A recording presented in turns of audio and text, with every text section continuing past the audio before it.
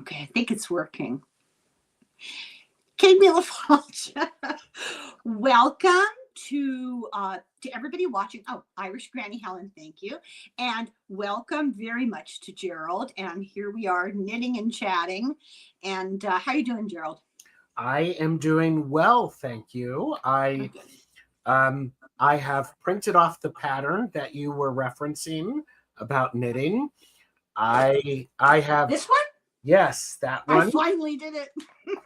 that one, Oh, you're so good. and I I am behind on my knitting. So this is how much that I've gotten done, and it's not even what should be because I was freaked out because I'm like going, oh, I'm so far behind. I'm so far behind. I'm so far behind.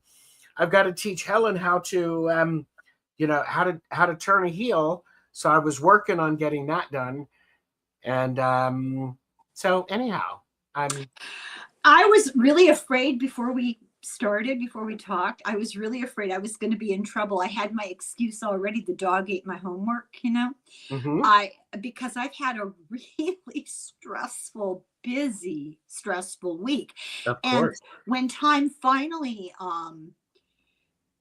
rolled around for me to have a minute to sit and knit, all I wanted to do was vegetate for half an hour before I went to sleep. Oh yeah. So I because I have to pay attention to what I'm doing. I'm not good at multitasking some sorts of things. Hmm. So I thought, oh my God, Gerald is going to be so disappointed in me. Nope, not at all. Phew, what a relief. Not at Look at all. all the people. There's people here now. Everyone has to forgive me. I'm really, really, really nearsighted, and it's hard for me to see and talk. I also cannot walk and chew gum. So, Are you chewing gum right now while we're on a no, live? because I might choke. Because I Okay, can't. okay. I'm just making Just sure. This is crazy. so Lizzo wanted to have us not discuss fluff. Well, I think everybody needs to understand just from the outset that for 4 years I've done really serious content, and continuously I'm getting worse and worse and worse, more and more and more negative input about it being too much of a bummer. I was making everybody depressed. Nobody wanted to hear it because it was lowering the vibrations. So I made an executive decision after the election, because I made predictions and people lost their minds about that, which Hmm. by the way, a lot of them are already coming true. But okay, um, Interesting how that happens, right isn't now. that funny? Yeah. So I made the decision to do entertaining, more lighthearted, creative, instructive stuff with some philosophy thrown in on the public YouTube channel. And anybody who wants what always did before, the heavy duty other stuff that I won't even say the word because is on my Substack behind the paywall. Hmm. And you're welcome to join. I think it's $5. I'm contemplating doing a membership on YouTube because I think it's cheaper. They Mm. wouldn't let me charge any less on Substack. I hate asking people to pay money. I can't afford to pay money for anybody I watch. And I listen to a lot of podcasts and they all have Patreon stuff. Yes. And Hmm. I'm dying to know. Every once in a while, they'll release something from Patreon onto the public feed. And I know I'm missing out on all the good stuff. It's really hard to be poor in America. Yeah. So as I laugh.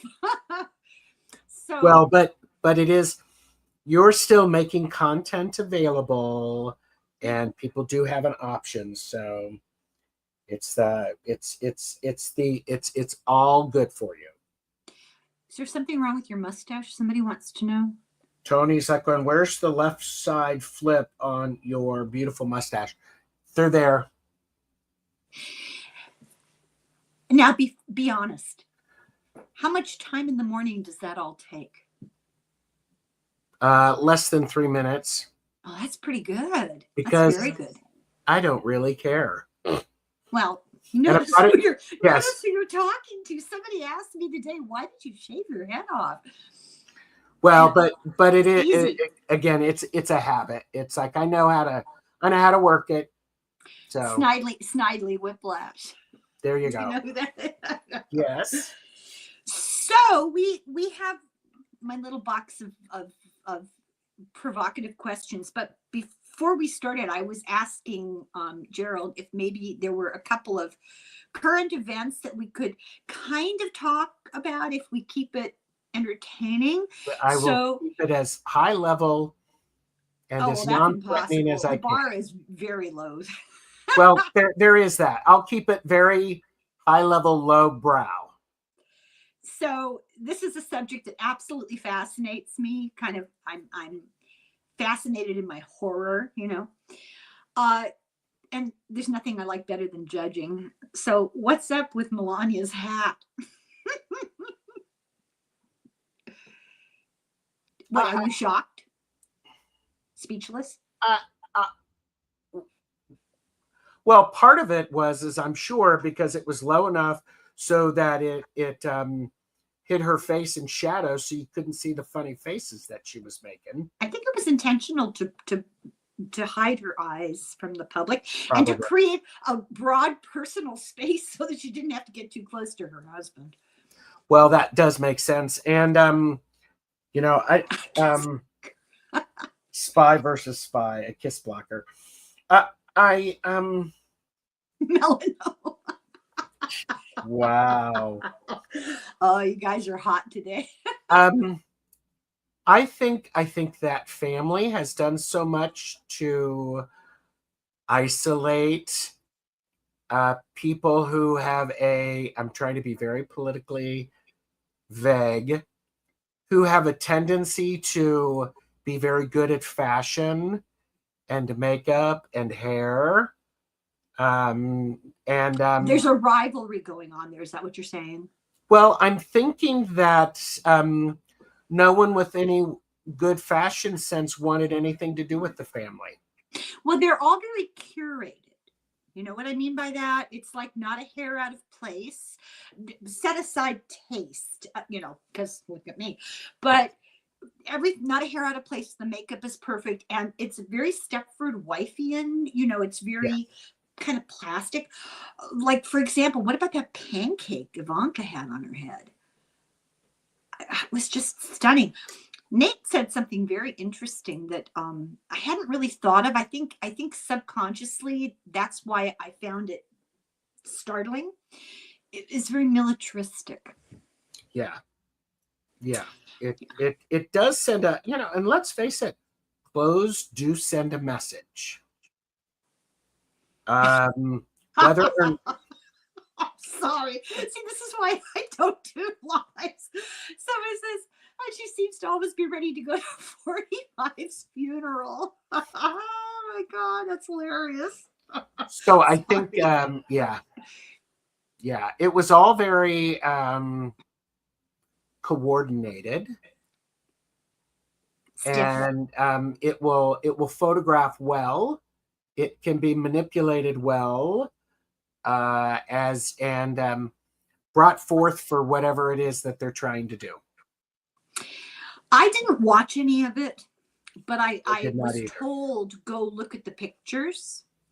And the first picture I saw, I thought it was Jimmy Carter's funeral. I thought, oh, why did I think they wore something different?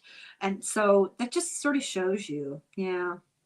Well, as somebody who looks utterly ridiculous, and no offense, because that's very cute on you, I don't look real great in a hat. My head is like a melon, and hats just don't. Now, my mother was beautiful in hats. Mm-hmm. Could wear any hat, anytime.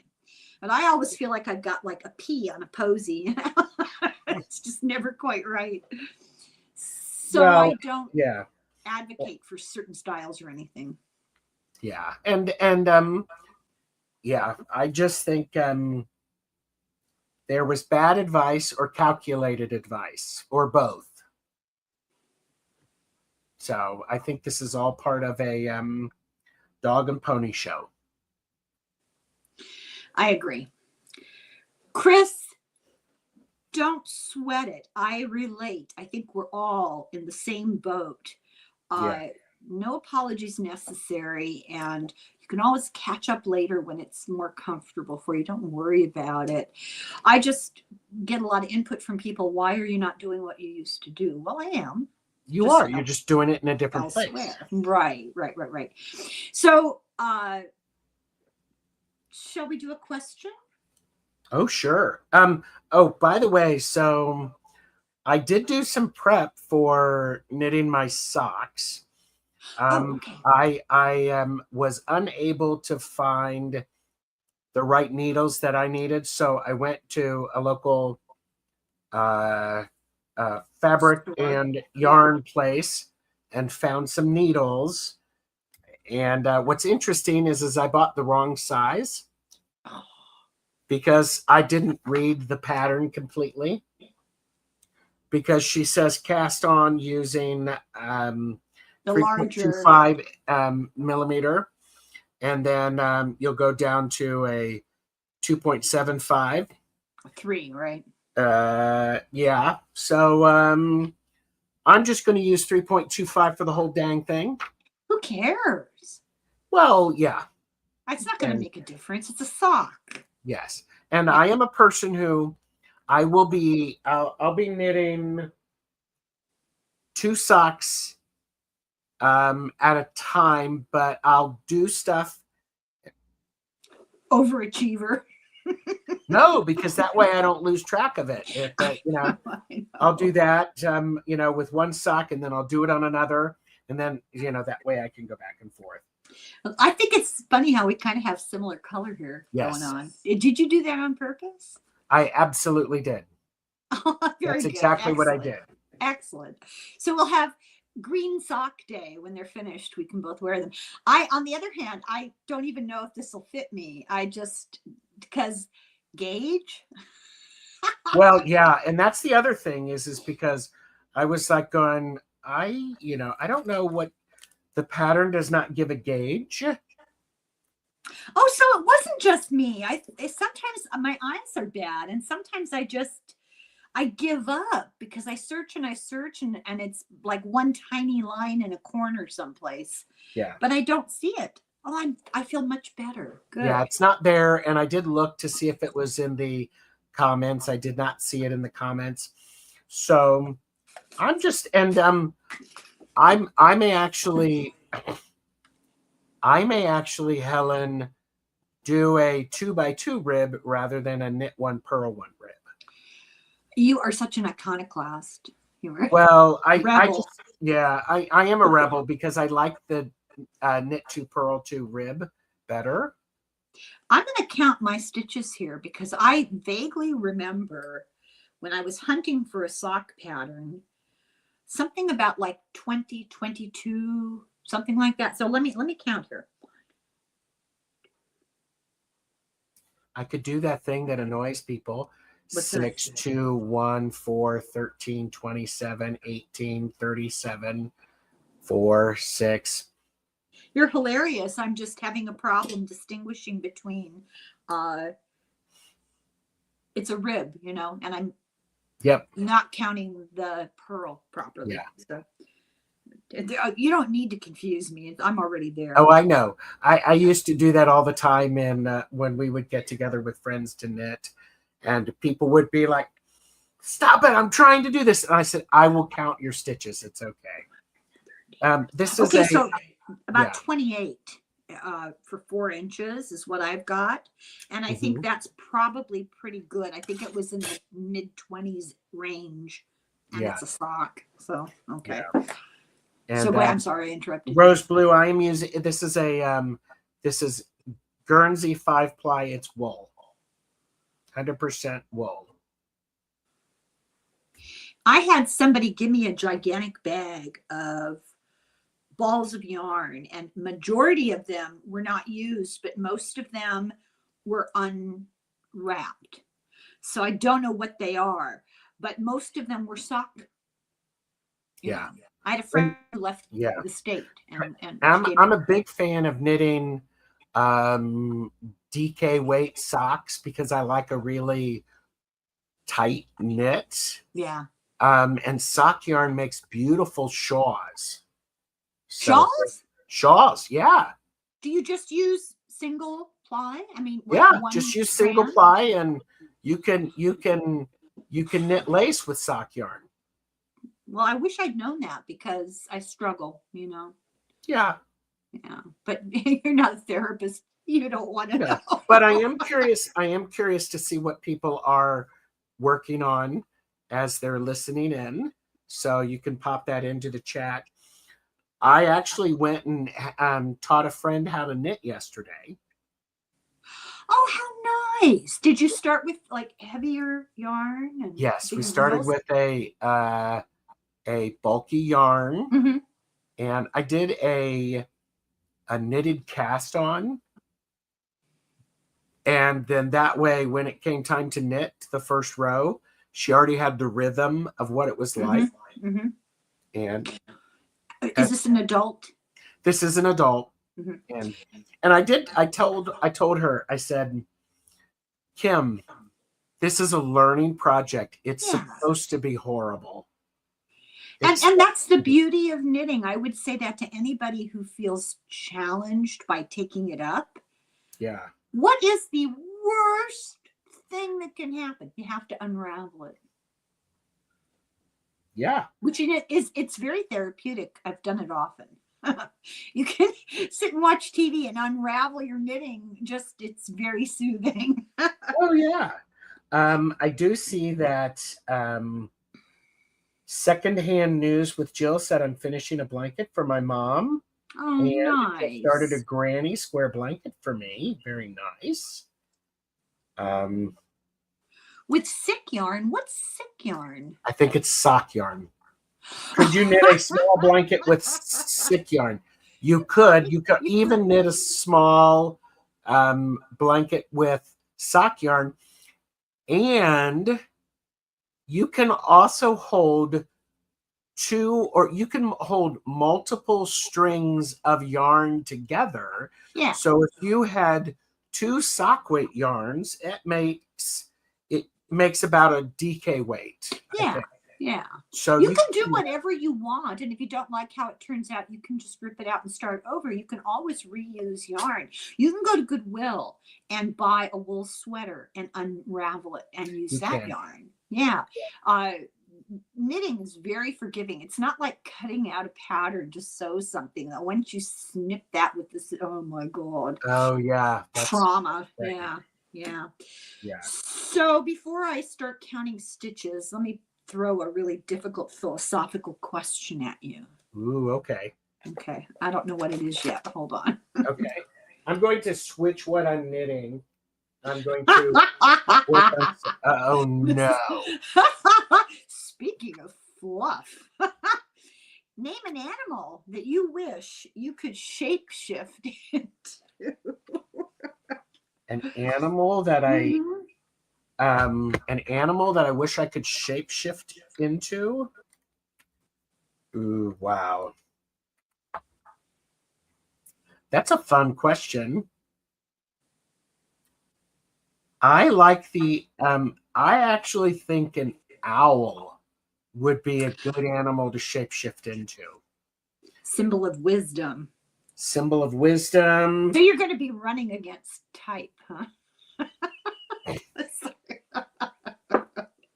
Sorry. Did you just snort? Did you just laugh so No, hard but you I snorted? can. Okay. No, I would admit it. I can if you want. I don't. No, I like the ability to see in the dark and to be able to really have a a wide perspective and to be able to excuse me. Yeah, they can see like 360 just about. I like the ability to be able to be in one place and to see lots of different viewpoints and different angles. And So, shape shifting means that you can go back and forth, right? yes. So that being a bird has its appeal to get for a quick getaway, right? Yes, and they're also very quiet. Believe it or not, this is not very quiet. Now my husband is his totem animal is actual totem animal is a bird, and by God, I need to put I want to put a bell on him because I'm concentrating on something and he'll walk into a room and he'll go, "Hi," and Oh my I God. like jumped 6 feet out of the chair. He'd make a good spy, right? Oh yes. Oh yes. Well, my animal familiar, this is not somebody to shapeshift into, but I often say my animal familiar is Eeyore. Mm, I love Eeyore. I have mad respect for Eeyore. I think it's hilarious. yep. I like his attitude, It's so funny. Oh yeah. I don't, you know, this is what's called overthinking, okay? Trying to come up with the idea of what animal to shapeshift into. All I can think about is the vulnerabilities of being that animal with the environment at risk the way it is. Isn't that awful? There are No. a lot of animals I could think of that I'd Mhm. like to be able to, kind of metamorphose into briefly and then come back. But, who wants to be a cat and get run over? Who wants to be a dog and get chained up by some lunatic? Who wants to be a deer and I really think about the relationship between animals and people. It's so Mhm. problematic. And birds, I hate to tell you this, but if you're going to be an owl, you better hurry up because Rachel Carson, remember that book, Silent Spring? Yes. Yeah, you know what? She Yeah. had ESB. Oh Uh, yeah. Bird flu, this is supposed to be lighthearted, but so I'll just say this. Eagles are dying off from it. Yep. Yeah. Oh So yeah. we have a couple of chickens. I'm looking at them in a whole new way. Oh sure. Sure. Yeah. So okay. So Rose Blue said, just asking y'all, but Mama made us all hats, scarves for winter as kids. For winter.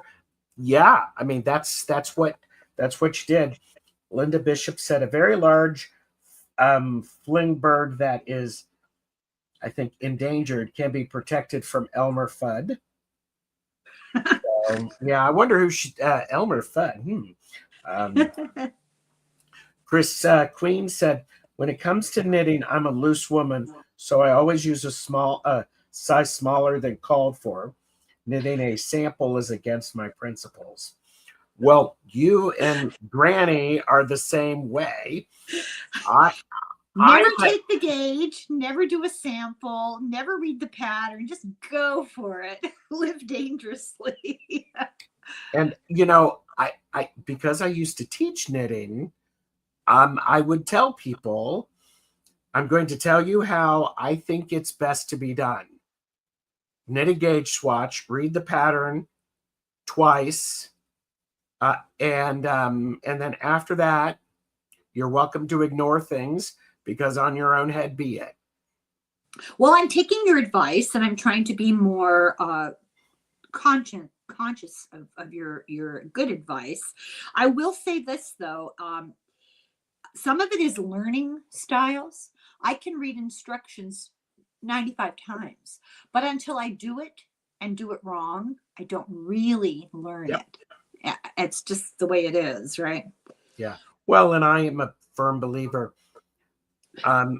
You're always learning when you're knitting. I think you're always learning when you're crocheting or crafting, doing that stuff. Um, Grace is not knitting today, but is it okay that I am cross stitching? Of course, it's okay that you're. We'll allow it. Yeah, we will. Well, Helen, let's discuss this. Should we allow I don't Grace? know what are the relative merits of cross stitching versus knitting. I don't know. I mean, cross stitching is Well, not quite as practical. Can't wear a cross stitch pillow, no, but you can sleep on it. but art for art's sake. Oh my goodness, art for art's sake. Yes, arts gratia artis. There you go. Okay. And Rose Blue, I've never knit with Well, I have not knit a lot of blankets because I think knitted blankets are really heavy. So I'd rather have them be a sweater. So I like knitting sweaters. So Well, my advice to anybody who wants to branch out, they want to knit, and they knit a hat. And a mhm. hat's a really good place to start because there's not a lot of different technique that you have to know. You just knit right in a circle. And but you want to branch out a little bit. I would suggest making a dog sweater because dog sweaters, who cares how they fit? I mean, you go through the motions of trying to make sure that you're doing it right, but it's not a tragedy. Let me tell you, it's a tragedy when you spend months making a sweater and it doesn't fit. That's a tragedy. Yeah. But a dog sweater, dog's not going to complain. It'll fit some dog somewhere. You'll have a neighbor you Yes. can give it to. Well, Uh, yeah. yeah. Baby sweaters. I mean, That's come on. Babies are yes. cute. That really, really helped me. I started making cute little things for my grandchildren. And, I made a knit dress. And it's what, if you're making it for a 6-month-old, who cares, right? Uh, and with children, especially babies, you can just make it for the next size up from what they are. Because if it doesn't fit them quite well, it'll fit them in a while when they grow. Yep. Oh, yeah. Chris Queen is knitting a scarf in a 4x4 rib. The yarn is just acrylic in variegated fall colors, greens to orange and rust. Oh, that'll be so pretty. I love Yeah. fall colors. Yeah. Grace Gilbert is left-handed, so teaching my grandchildren to knit and crochet was easy. Because they could just watch her backwards, kind of like watch her face on. Could be. And Linda Bishop would be a phoenix. Oh, wow. And Not afraid of fire, huh? not afraid of fire. And Chris Queen said, I'd be a cat because I'm halfway there already, although I want gills. So a catfish. So, but yeah. Well, Well, and that was a funny question. Yes? I think it's a great question. And it is one of those things I think there is, we've talked about this before. There's science behind the importance of doing things with your hands. Oh, So yeah. cross stitch, crochet, needlepoint, tatting. Those are things. There's certain things that it does. It helps as you're developing. It helps to it helps the synapses grow and all that stuff. So And as an adult, it puts you into a meditative state. There's something really physiologically positive effect of doing those sorts of things. You can get lost in it. You don't have to. I mean, you can listen to a book or something while you're doing it. yeah. But even that is kind of a mental vacation. It's really, really a good thing to do. Mm-hmm. And that question kind of reminds me of a question. It's not in the box, but well, it might be, but I don't have the card. If you could have, I think about this a lot. Now, I don't watch the comic book movies because I don't care, but I do Yeah. think about this. If you could have any magic ability or superpower that you could possibly have, what do you think it would be? You're asking the good.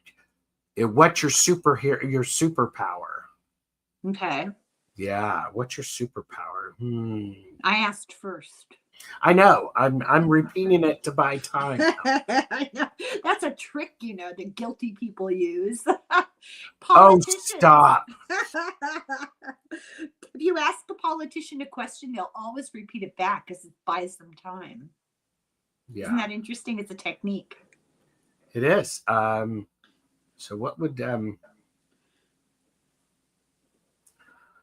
I think I would secondhand news with Jill said teleportation. Ooh, yeah. That'd be fun. Yeah. I like the ability to Um, well, I like the ability to, how do I say this? Because, X-ray vision, so you can look through people's clothes. Go ahead, say it. no, no, no. How boring, Helen. I know. I worked in the medical field. I could just say, seen one, seen them all. Well, and it's like if I were to wear a hat like this, I don't want to see what's in there. You I don't. think the ability to, it's like to um, manipulate my size so that I can squeeze through small places, Yeah. but then also have the ability to be extremely strong. So we'd have to call you Plastic Man? Well, I think there probably is a plastic man out there. Oh, there is. Yeah. Okay. But so yeah, what about you? I think I would, because I'm super, super nosy. I think I'd like to be invisible Hmm. because it could get you out of trouble. It could. Some bad guy coming after you, just disappear, right? Go Hmm. invisible. You want to snoop on somebody, you want to know the truth about something, just go invisible. Here's a question. If you're invisible and you're apparently your clothes become invisible with you, that seems to be the rule. Well, I hope so. Because when you go back into visibility, are you naked? Well, I think I don't. You know, These I are think technical questions that are very these are important. very, very technical We need questions. these answers because here's this is a life of crime. I'm telling you, I have the wrong calling. I was made for a life of crime. Not really. If you're invisible, you could go like you could steal candy bars. Nobody would know. But you could put them in your pocket and would they be invisible too, or would they be a disembodied candy bar wandering around the store? See, that's a very interesting question. I think it depends upon your um your how you came across this superpower. Yeah. Because if you have the power of invisibility, then anything that's touching you would become invisible too, perhaps. Perfect. That's perfect. Yeah. So we could work with that We because could stipulate that rule. yeah, I think it could get very cold if your clothes did not also become invisible. Well, it would make rematerializing problematic. Or it could make you very popular, depending upon where you decide No, to. trust me on this. Oh, Seriously, it could be problematic. Yeah, wouldn't that be interesting though to be able to listen to what people really think, to oh know what's yeah. really going on? I would love that. Well, I like the idea of Wonder Woman and the lasso of truth. I'd love I like the ability to tell when people are lying. Well, you would know if you were invisible because you would hear what they were really saying behind Well, everyone's yes, back, but right? yes. Hmm. Hopefully. So yes, I have put a lot of thought into it. And hello, Tapestry of the Unseen. Oh, that's a great name. Hmm. Very good name. I like that. Can you take a passport? You wouldn't need a passport. You could walk right through TSA and they'd never know the difference. Of course, you'd have to stand on the entire flight. That's true. There's problems here that we haven't thought out well. Yes. Yeah. Well, and a lot of times, part of that, the superhero movies, um, these superpowers, they just happen to show up, or they happen as a result of, like Spider-Man being bit by a radioactive spider. Oh, is that? See, I So, don't know these stories. Is that true? That's well, that's, hilarious. I believe, how Spider-Man initially got it Because where did the radioactive spider come from? from the lab. They were working in a lab. Oh, okay. Okay. So I think there's some, I don't know. I mean, I think there's always these superpowers or people who they end up getting them.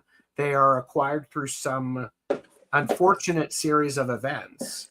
So And then there's they have to yeah, learn how to deal how with to it. use it. Somebody was mentioning time travel. I hadn't thought of that. I Mhm, would love to be able to time travel. mhm. Do you know who they think might have had the ability to see past and present, like remote view? Jules Verne. You want to hear an interesting story about Jules Uh, Verne? This is yes. unbelievable. So he was French, and he had a book, and he took the book to the publisher. He'd already was a famous writer at the time. And Mhm, his publisher said, I don't care who you are, I cannot publish this. Nobody is going to believe it. Because it was nonfiction, and it was Jules Verne looking into the future and describing what Paris was like in 1966 or something, mhm. in the 60s. And he talked about cars and airplanes and girls wearing mini skirts and women having jobs in business. And the publisher was like, you'll be vilified. You can't write about this. This is ridiculous. Nobody's going to believe it. It's going to make all the conventional people mad. It's not worth your reputation. Forget about it. So he took it home and he locked it in a safe with notes and stuff. So this safe ended up in one of the barns on his father's estate. And Jules Verne inherited the estate. The thing stayed in the barn. He Mhm. died. Other people inherited it in the family. It went, down through the family line. So eventually, and I'm forgetting a few of the details. I forget who the man is that brought this story to a culmination, but it doesn't really matter. So this guy goes to buy the property and he says, what's in that safe? And the land guy, what's he called, like caretaker, the caretaker said, I don't know, my father was the caretaker before me, and we've been trying to get into that safe for years, and we do not know what's in it. We don't know who Mhm. owned it. Yeah. So they open up this safe, and sure enough, it was original paperwork. It was the book from back when Jules Verne was alive and tried to get it published. And not only did it include the book unpublished, but it included a series of letters back and forth between him and his publisher, arguing whether it should be Ah, published or not and why it shouldn't be published. So he was prophetic. He was able to see into the future. And he did predict a lot of things that did come true. He predicted unrest in the streets of Paris. Well, if you mhm. remember, there was rioting in Paris in the early to mid 60s. I thought you were going to maybe pray here. You're putting on a No, professional. no, yeah. And what else did he predict? That people couldn't believe the notion of cars, because this is pre-car Yeah, time. yeah. Yeah. And that young women would be running around not only with their ankles showing, but oh my God, up to mid thigh. That was just horrifying to them. And that women would actually be employed outside the home. Just, Well, isn't that interesting when, there's so much stuff that happens, because I've been watching a little bit of Cosmos, the Neil Carl deGrasse Sagan. Tyson. Yes. Well, this is the follow up to Carl Sagan. Neil deGrasse Tyson. Yeah, I never saw Carl Sagan do it. I read his book. I knew Yes. and I've never seen the other guy do it either, but I know about it. Yeah. It's actually very well done. It is. I find the hang on. I find it's very well done, and they are they're Neil is very respectful of Carl Sagan.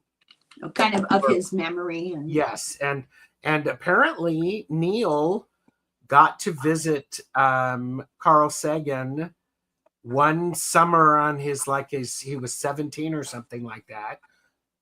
Carl invited him to visit his labs and to have conversations about astronomy, all that stuff. But okay, so why did I bring that up? Well, we were talking about seeing into the future and seeing into the Oh, past. and part of it, I find it very interesting, is that oftentimes, when somebody who discovers something new, and they talk about it and they talk about it and they talk about it, and people are like going, no, no, no, but then all of a sudden they go, oh well, yeah. There's no gap between what was it that made it go from everybody's disagreeing with them to everybody's agreeing with them.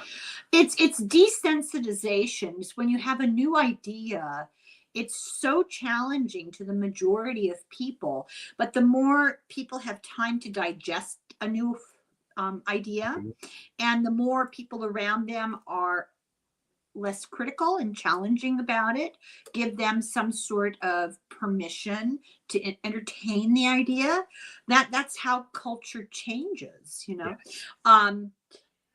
Carl Sagan, in his younger years, was a huge proponent of the truth of UFOs and ETs. Mm-hmm. Then he went through this middle period of his life where he was very conventional. Oh, that's just nonsense. Because career, his profession, Sure. he had academic people to impress and he was making strides. But later in life, he went back to considering it a possibility. And there's a whole subpopulation of astrophysicists and anthropologists and historians, academics and scientists who really think we're beyond that argument. It's time to get real about this. Why are we still arguing? Do they exist? That's not the issue anymore. We have more important issues to ask, like, what are they doing here? Why are they here? And physicists, especially physicists, plasma physicists, are predisposed to actually believe in it because they understand science. Yeah. Well, I remember because I remember watching Cosmos on PBS on Sunday nights. It was a big, big deal for me, and I loved it. And it was groundbreaking.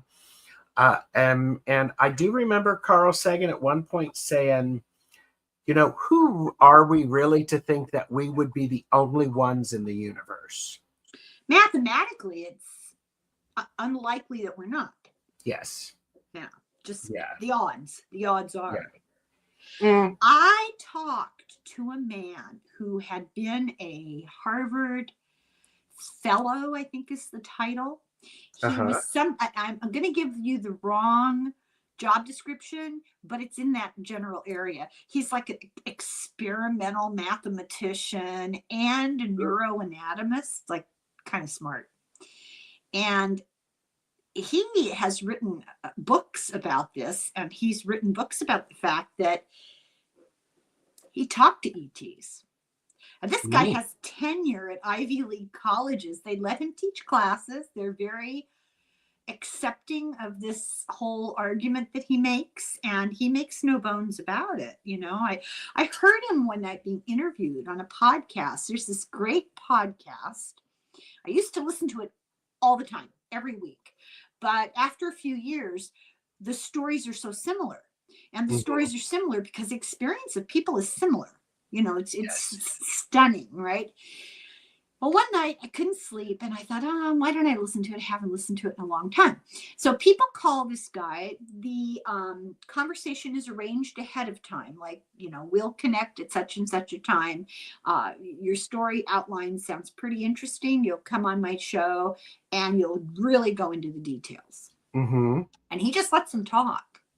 And, sometimes there'll be one person for a whole hour telling their experience, which was what happened with this doctor. His name is Ogi Ogas. Very unusual name. It's indigenous Central America, Mexico. It's like, I don't know, Mayan or Incan or something. Okay. He told me, I just don't remember. I think his must be his father, because it's a family name, right? So he came on the show Oh, it's called The UFO Chronicles. Okay. And it'll blow your mind how many pilots, astronauts, military people, people who are scientists for the Department of Wildlife, just really responsible people with big jobs who are really well educated, not given to fantasy. And they tell these stories that are just remarkable. So he talked about when he was starting college, he started to worry about his mental health because he started to be hearing a male Mhm. voice in his head.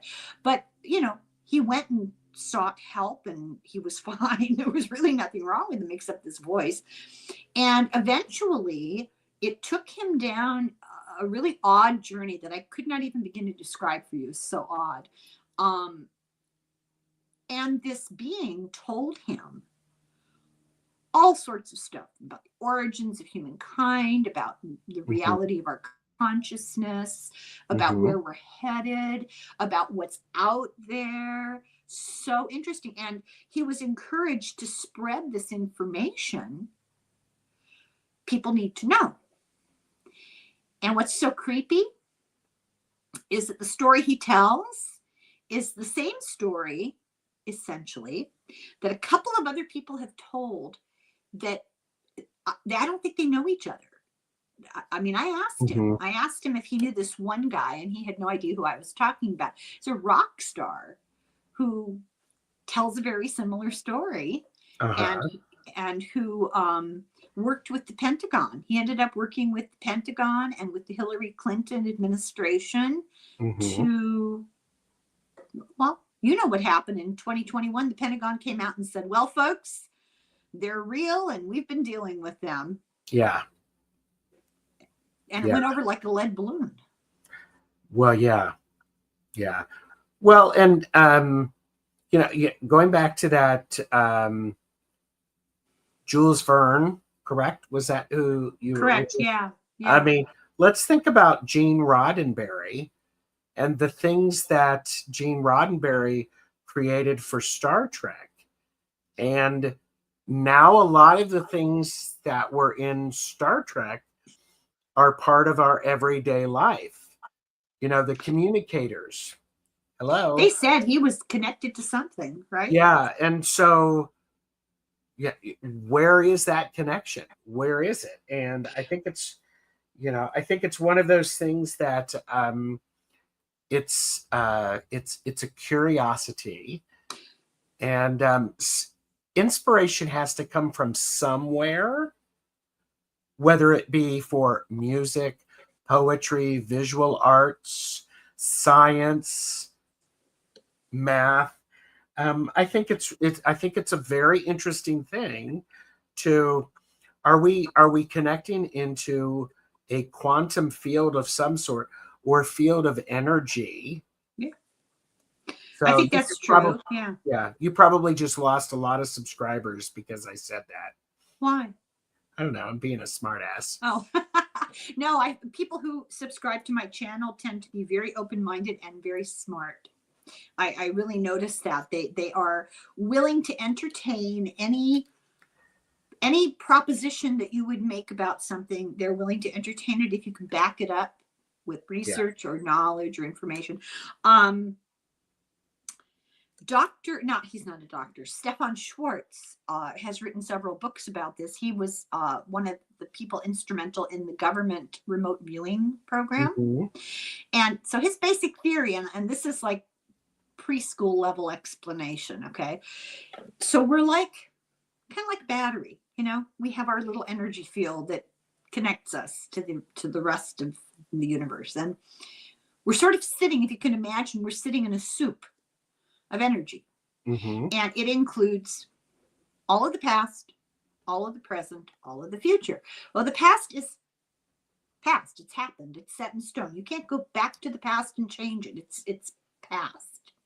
That's why that paradox. Well, what if you went back to the past and you killed Hitler? It Right. doesn't work out like that. But you can also connect to the present, and that's remote viewing when you can see what's happening in Russia or figure out, what's going on at a distance someplace. Or you can look at the future. And the future is the most interesting because it's not determined yet. The past is over, the present is happening, but the future depends on free will choices. So there's a million different directions it can go in. But suffice it to say, we have the capability electromagnetically, if you want to reduce it to that, to connect with what's out there. Mm-hmm. Some people have better fine tuning than other people. It's just a matter of how good is your receiver, how good is your sender and your receiver. Sure. And it can be toyed with to make it work better, But it does run in families, and it runs in families because you have the same physiology and anatomy genetically. Oh, yeah.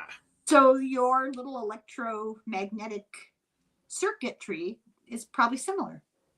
It's not a mystery. It's not, Yeah. I do think a lot of times it's I like the word mystery. Excuse me.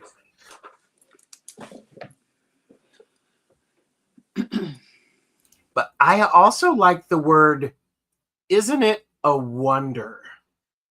I wonder. And if we, it's just like going, wow, I wonder about that. Mm-hmm. I'm curious about that. What does that mean? What does that look like? Help me understand that.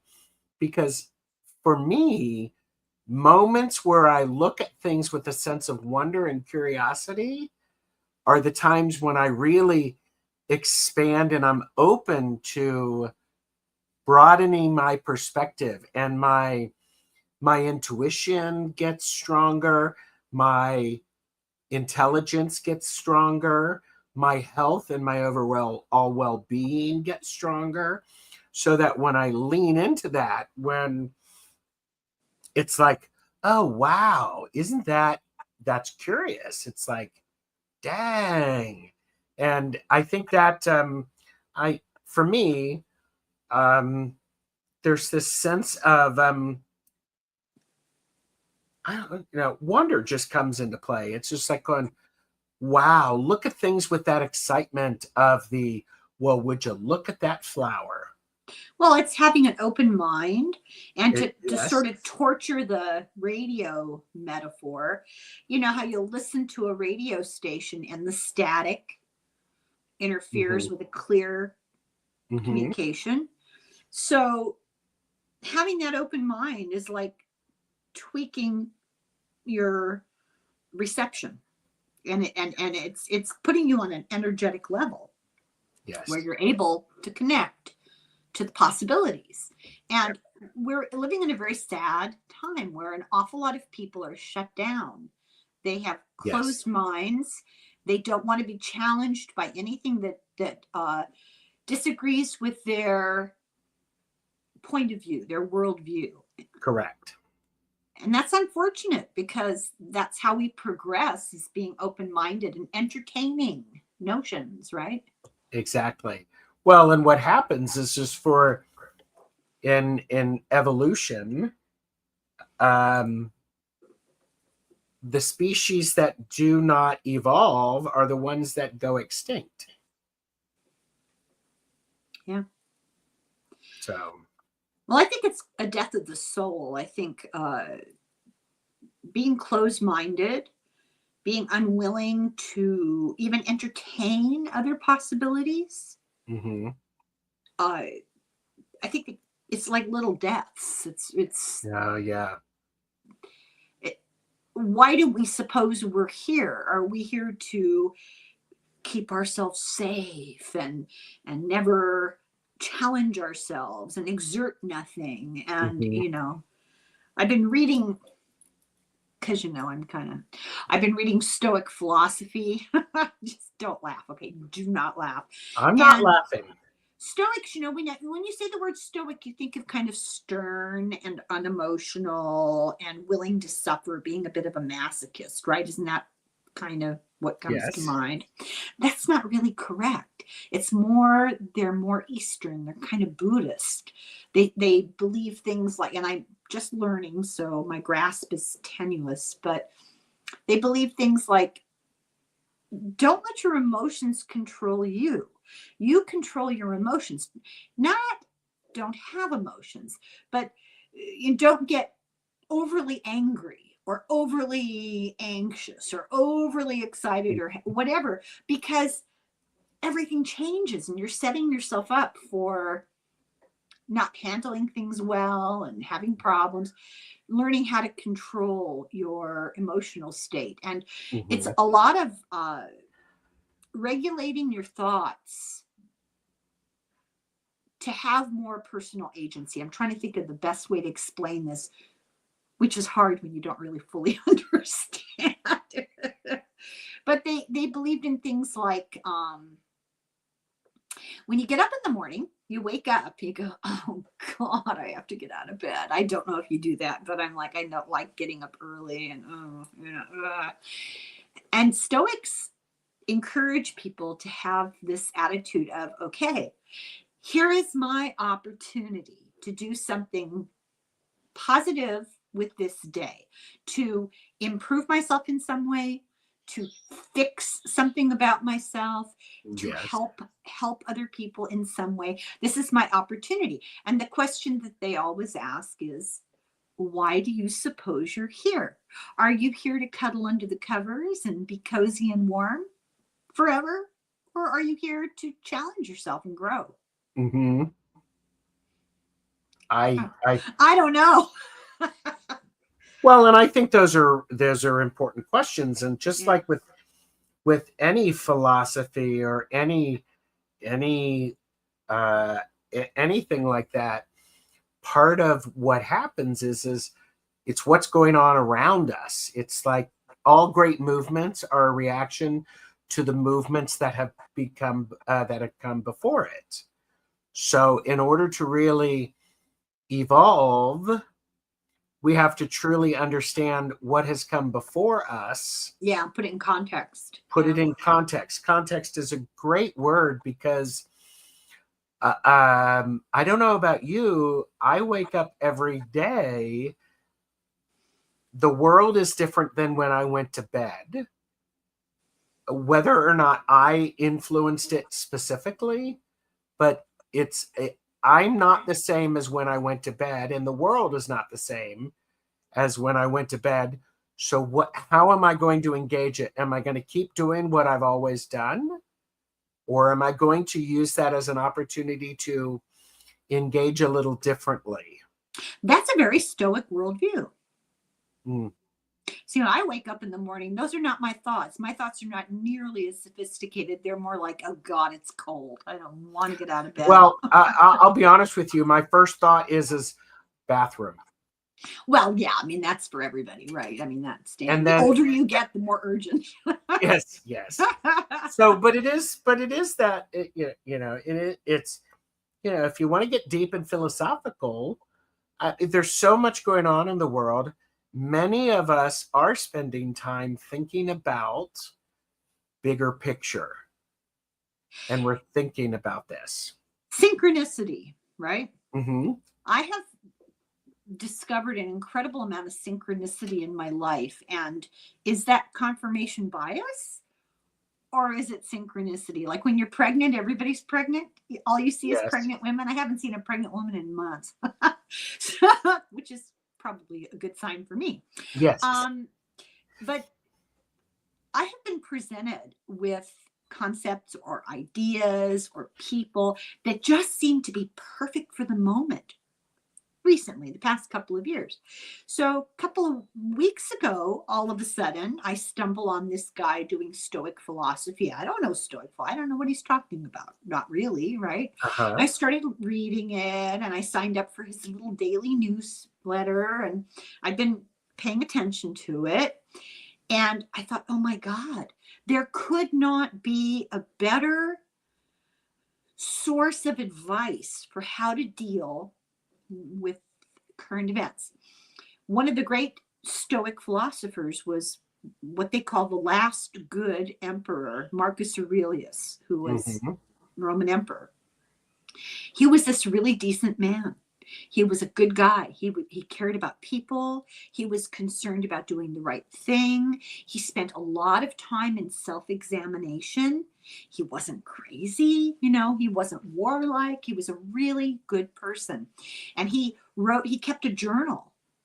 And in his journal, he started every day asking himself, what can I do today to improve? What can I fix today? And then every night he'd go back. What did I do today that I am proud of and that I'm not proud? I mean, really a very contemplative person, right? Uh-huh. One of the things that he talked about was when you wake up this morning, when you get up in the morning, you need to realize that you're going to encounter or hear about a lot of people who are selfish and angry and cruel and destructive, and just goes on this list of terrible characteristics. And he said it's really important to remember a couple of things. They're that way because of something in their lives, Mm-hmm. and you cannot hate them or dismiss them. They're going through their personal struggle. And so Yes. you have to engineer your reaction with that in mind. And I thought, oh my God, could he be talking more timely of a topic? 2,000 years ago, he wrote that. Yeah. I know, there's nothing you can say. It's just Yeah. mind boggling. Yeah. Yeah. Yeah. That's, I mean, well, and I think there's a certain, I admire people who are able to start their day and end their day with that frame of mind and that sort of approach, those prayers, that reflection, whatever you want to call it. It's because it is what gives them strength. Mm-hmm. It's what gives them perspective or helps them keep their perspective. How do you end your day? How do I end my day? Yeah, because I get the impression that you're talking about this practice as somebody else's practice. How do you Well, end your day? I actually don't end my day like that. Usually I'm when I lay down, I when I put my phone down, I actually try to take some breaths and just sort of relax my body enough so that I can get some good sleep. You don't have trouble sleeping. No, because I relax my body, I breathe, and that. So, but I don't do that. And I don't know if people. I mean, if people who are watching do this, I'm curious. What are your end of the day things? There's lots of different ways to do it. How do you go to sleep? What's your process? Well, I find a good hour or so of 90 Day Fiance is really therapeutic. And I know I at the end of the day, late, I'm all about really bad TV. I mean, if it's edifying, I take it too seriously. I want to watch junk that I can dismiss, laugh off, go, God, those people are crazy. Aren't I normal? That makes me end the day on a good note. But I also like to listen going to sleep. I have narcolepsy. I could sleep anywhere, anytime, for as long as you want. Yeah, it's not a problem. I like to fall asleep listening to a book, or you can set the timer so you only have to back up in the morning the 45 minutes you missed. Or there are some sites on YouTube. There's a guy who's an historian, and he just does great lectures on history. They're really, really good. And I listen to that. And so I know the first 5 minutes of the Roman Empire, the Byzantine Empire, Napoleon, but just the first 5 minutes because I'm asleep. Yeah. Yeah. Grace Gilbert says, I put on Family Guy. Yeah, exactly. Something that doesn't require like a serious emotional commitment. Well, if we're talking about that, I'm usually watching cooking shows. Doesn't give me a good Julia Child. same. Give me a Jamie Oliver, just because it makes me comfortable. But doesn't it make you hungry? No. Oh, I can't watch food shows because then I'm like, oh my God, I need to eat. Talk about suggestible, right? Yeah. Well, and that's interesting because if I am watching a TV show and I fall asleep during it, because naps are a good thing.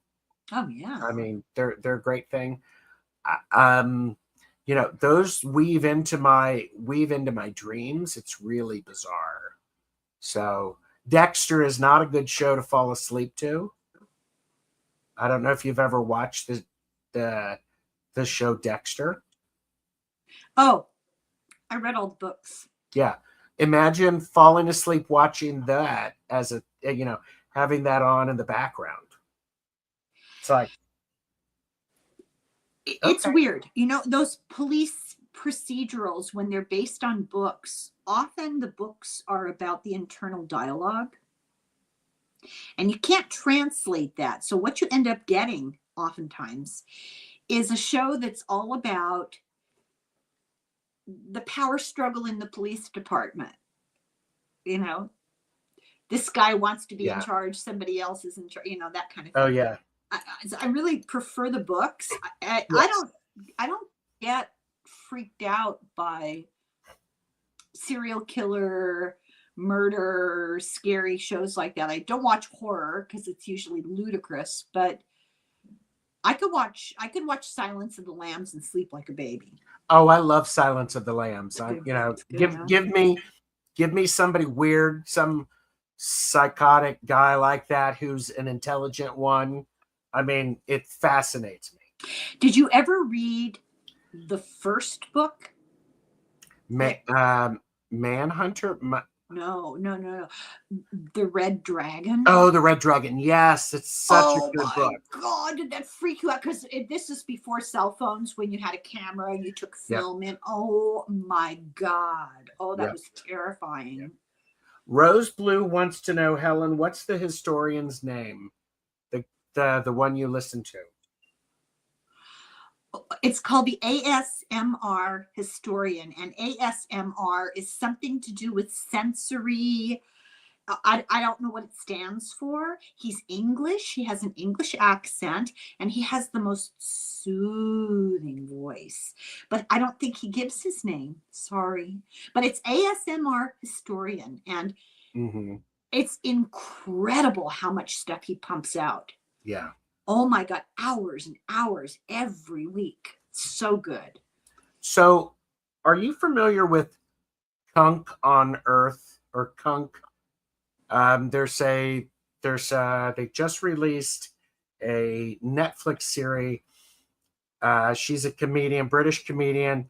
Kunk on Earth, Kunk on Life, Kunk on Britain, and if you have access to Netflix or YouTube, Kunk, CUNK. Is that her last name?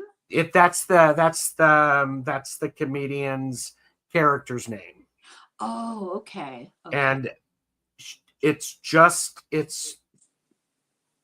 intelligent humor where this person is interviewing world-renowned scientists, art historians, and she's asking them just funny. Philomena Kunk, thank you. Is this real experts and real scientists? They are real experts and real scientists. And Philomena Kunk,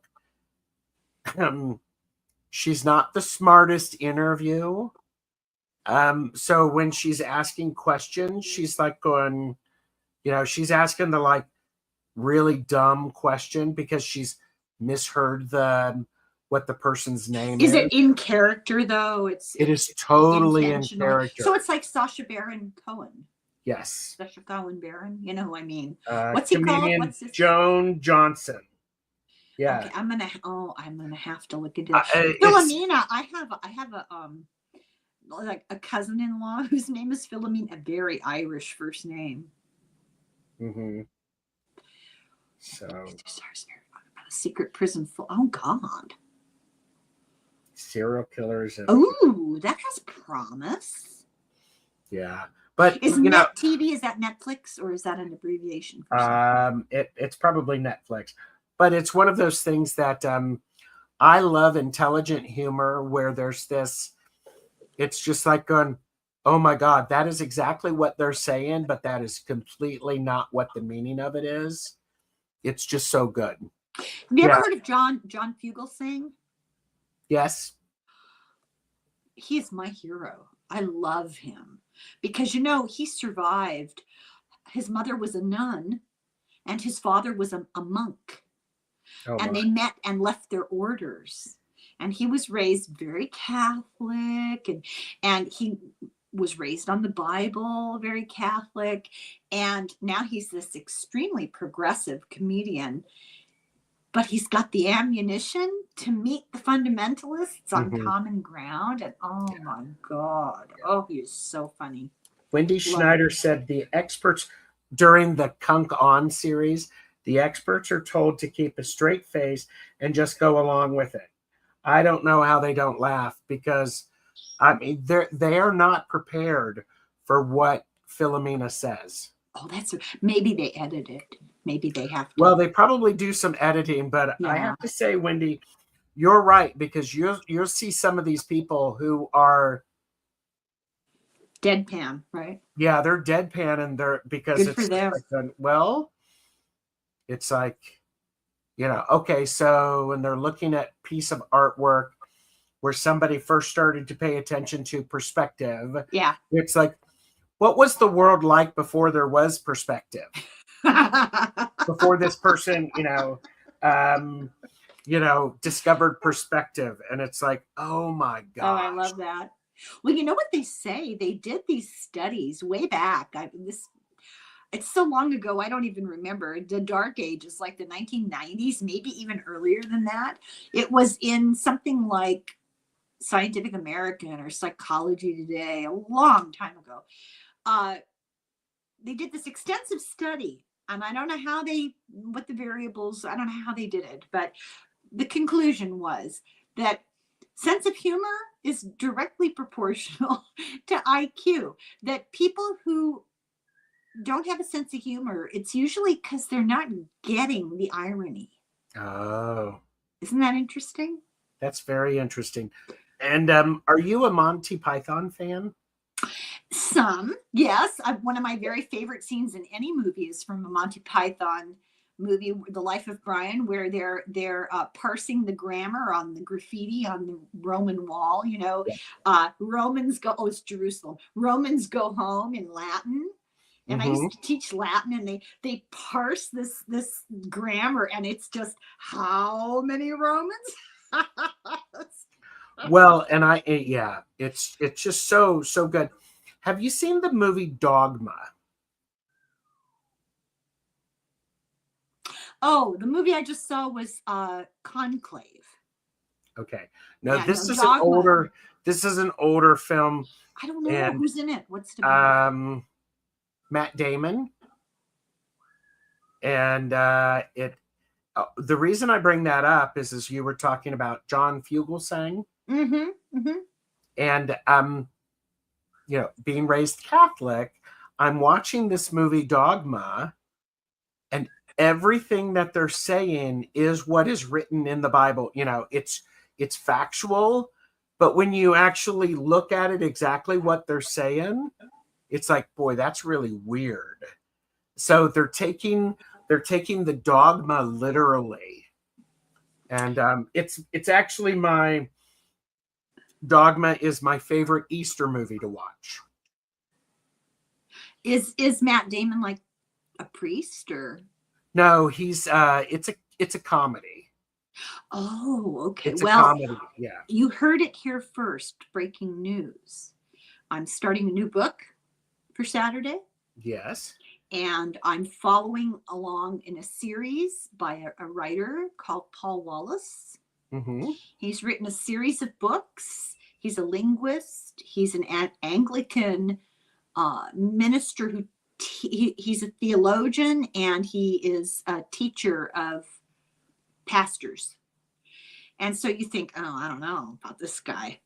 He broke his leg, and it was like 9 months recovering from this broken leg. It was really bad. He was playing ultimate frisbee as an adult. So, he has no one to blame but himself, right? Yes, yes. And he is a linguist. He speaks all these ancient languages. And he said, for years there have been inconsistencies in the original primary source material that he's read as a linguist and in the stuff that is in the modern day literature, liturgy. And he took all these ancient scriptural sources and went through them word by word and translated them accurately according to the grammar and the context, right? Mm-hmm. And what he discovered was this unifying story globally from ancient literature everywhere in the world that tells the same story about the origins of humankind. And the only reason that we all disagree with each other now, indigenous people don't agree with the Christian Bible, et cetera, is because people who wanted to keep charge manipulated. Most of the populace was illiterate and had to believe what they were told. Right. And so without going into enormous detail, I've been covering his books here and there so as not to overwhelm with too much of it. And we're doing the next book this weekend.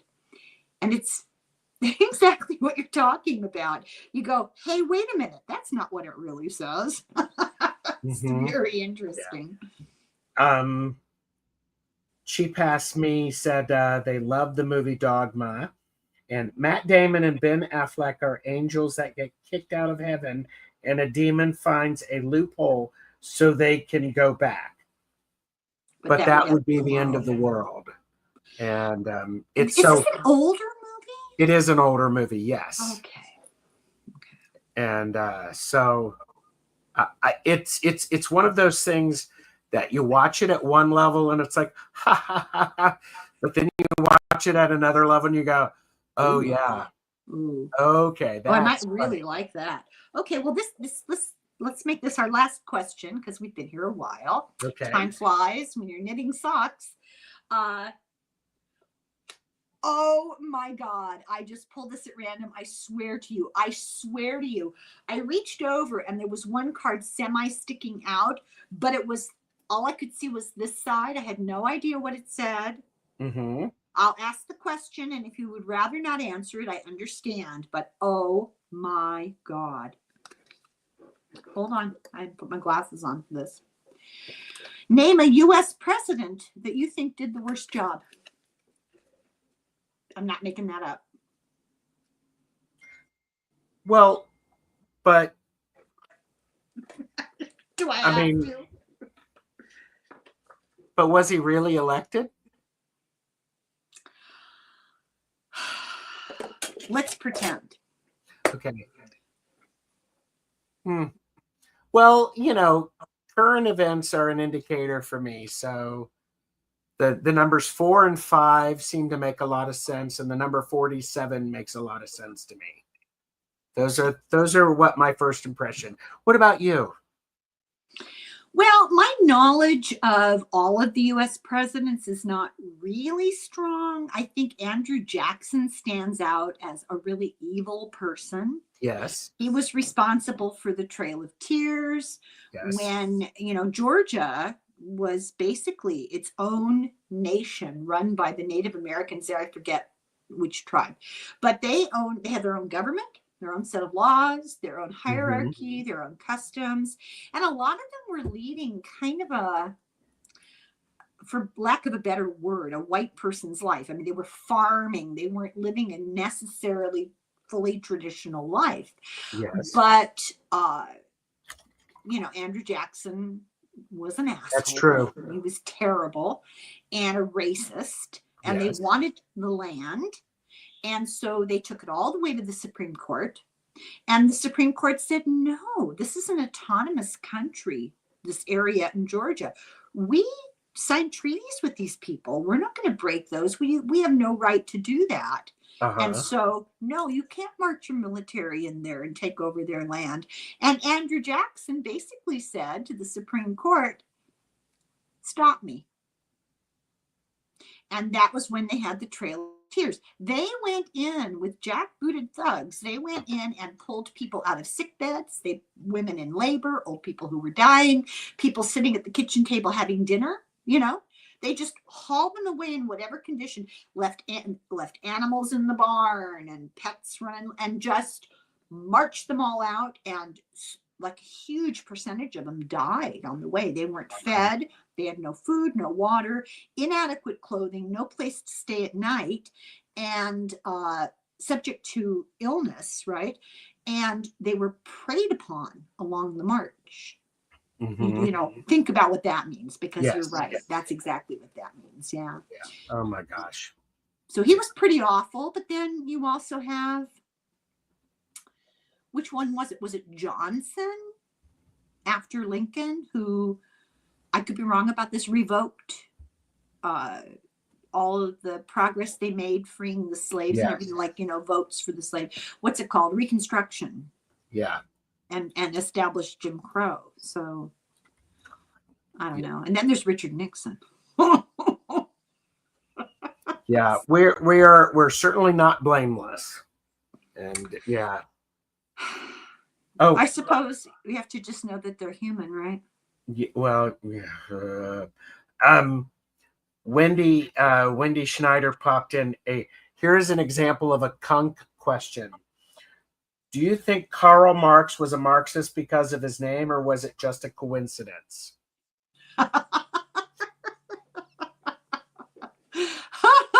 God. And in Dogma, George Carlin plays a Catholic priest. Oh, he's one of my heroes.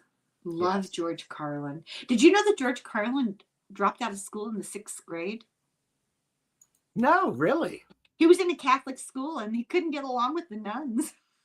He just quit. And his family was dysfunctional, you know, and he just left. Yeah. Can you imagine? So, yeah, he's a smart man. Was a smart man. Yeah. Helen, this has been so much fun. It always is, isn't it? I mean, we always have a great time talking together. Yes, and we were able to talk about some current events and the sense of fashion or lack thereof. That UFO that landed on her head, that was pretty epic. Yes, right? That shaded her face. Too bad we don't have any opinions. You know, I will promise to, I'll make myself a note that I will come with more opinions next time. Yeah, pick a couple of topics that you can get all heated up about, so that we have something to talk about. And, you know, don't want to bore people. Yeah. Maybe we'll talk about how crochet is not as good as knitting or something like that. I'm kidding. I can't crochet. I don't know what's wrong. There's something like neurologically wrong with me. I've had so many talented people try to teach me how to crochet, and it makes no sense to me. Isn't that weird? Well, I can't read a crochet chart. Those freaking scare me. Well, I didn't even get that far. Holy mackerel. I can crochet a washcloth. Well, see, that's an accomplishment. I've had people show me how to crochet, and in about 10 minutes, you know, you look at it and you pull, and the whole thing just well, there you go. Done. Yeah. So, how is Tunisian? What does that mean? Tunisian. I think it's Tunisian crochet. Oh, I've never heard of that. But it's a different form of crochet, and I don't know it. So, but you're welcome, Teresa. Teresa's my favorite girl's name. No offense, anybody. Helen's not my favorite name. Teresa's my oldest daughter. I love that name. It's my mother, my daughter, my sister, and my cousin. I went to a party in Ireland last time I was back with my family. This is hilarious. There were probably 50 people in the room, and there were 3 names. Oh my gosh. Yeah, 7 Patricks, 8 Michaels, Yep. 10 Yep. Teresas, 3 Helens. Tell me you're Catholic without telling me you're Catholic. I know, it's so true. Well, how's this? So, How's well, this? and Grace said Tunisian is a combination of crochet and knitting. Oh my God. Just when I thought there was only one thing that tortured me. Yeah. I can't And imagine. Sherry Kenna said there was that knit two, purl two controversy for the sock. See, Sherry's trying to get it because I'm like going, oh, I'm gonna do a knit two, purl two. Why red. is that a controversy? It's because I'm trying to stir the turd. It's not. But is that a bad thing to do? No. Are you kidding? Me? Are you're going against convention? When would I ever go against convention? You're so conventional. I can't imagine. I am so straight laced. I mean, you know, I am so straight, you know, my husband cannot handle it. Okay. Yeah, me too. I horrify my children. I mean, they're just, oh my God, Mom. They spend their day. Oh my God. You know, I actually think that's good parenting. I do too. It's a challenge, you know, it makes them think, it keeps them on their toes. Because, you know, it helps them to go, you know, sooner or later they're going to go, you do realize I am who I am because of my parents, right? I mean, they're going to have to make that connection. Sad to tell you this, but it's usually after the parents are dead. I know, but you're doing your best so that they do it now while you're alive so you can get the popcorn and enjoy it. I told them, depending on the sorts of choices that they make, I'm coming back to haunt them. You could always pass out. You could always pass out Ouija boards at your funeral. Let's stay in touch. Oh, God. Well, you know, I'll end this here. I have a collection of Irish teapots, bleak china, that I've collected for decades, right? And my kids want nothing to do with them. They're just totally not interested in china. It's an old person's thing. So my husband and I and my husband agreed. I came up with this great idea, and we decided against it for a variety of reasons, not the least of which is the economy right now. And excuse me, we're a little worried about what direction we're going in, right? So what my goal was this summer, I called a crematorium and tried to arrange our cremations ahead, you know, and was negotiating with the guy for the cost. I said, look, I'll throw me in the back of the Suburban. They'll drop me off, put me in a cardboard box, and toss in a match. I don't care. He was horrified. Of course he was. Yeah. And he says, well, how much do you think it should be? And I said, I don't know. Cardboard box and a match. I don't know. $800. He went, oh my God. So this was what we were going to do. I have 5 daughters. We're going to take 5 of the teapots and put 2 unopened Ziploc bags in each teapot. And then when the time comes, they can put ashes in there, and they can have a memorial to us. Each of them can have a little memorial to us together for eternity. I thought that was sentimental. But we decided. But some people, that would freak some people out.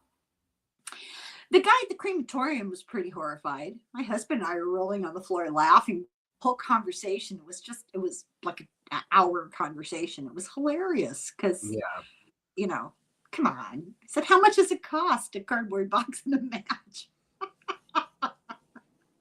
Okay. Yeah. Enough disrespect. She would die for the teapots? Oh, really? Well, you know, send me your email. There you go. Okay. I guess we're done here.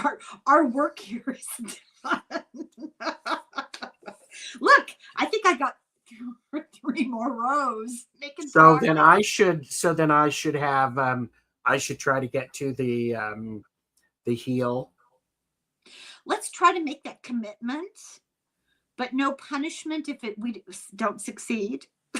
Oh, well, of course. But then my question is are you doing the heel flap or are we turning the heel? Oh, do you have to get technical right now? Because I'm still thinking about just finishing the round. No, just we'll figure it out. I have made a pair of socks. I was going to show you, and they turned out beautifully. But Good. it's like I had a little blackout, and I don't remember anything that I did. And I know that it was enormously frustrating, and I almost cried. And it took me forever to figure out the heel. But then, they turned out beautifully. Yes. Yeah. Gerald, thank you, my friend. You're wonderful. It's so much fun. Thank you. And thanks everybody for joining us. This is my very tentative foray into live streaming. I'm terrified. And you handled it very well. Thank you. Well, never mind. You had to interpret everything because I can't see. Well, that's why I'm here. It works. That's right. Too bad it's not in Braille, right? Yes. Yeah. All right, you guys. Slungafoil, slanchu. Just keep on knitting. Bye.